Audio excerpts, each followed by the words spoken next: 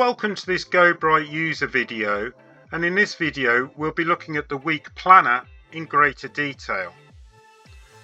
You can see from my dashboard that the week planner has already been created, and I've got that I'm in the office all day today, and I can also see that 11 of my 22 strong team are also in the office, and I can see their icons beneath. I can also see the occupancy at the office in total as well, so not just my team. So the green line just represents the total office occupancy.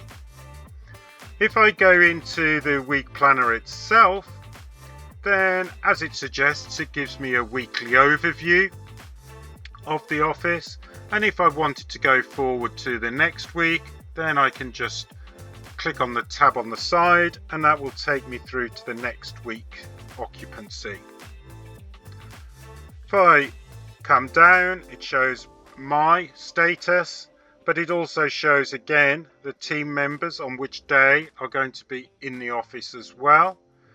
And if I come down, then that's going to tell me which of my team members are in the office, if some are working from home, for instance, or if anybody is out on the road. We've got the icons to represent that. If I wanted to look at that in a little bit more detail by day, then I can change, and I could be looking at the Wednesday, and I could then just see who is where on that Wednesday going forward. Going back, I can go back to my daily planner,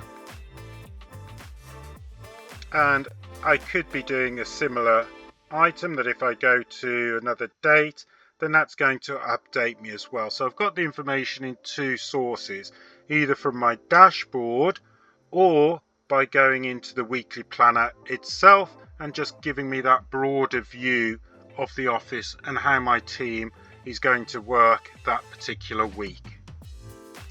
Thank you for watching this GoBright user support video. If further support is required, please go to our website gobright.com and visit our help centre.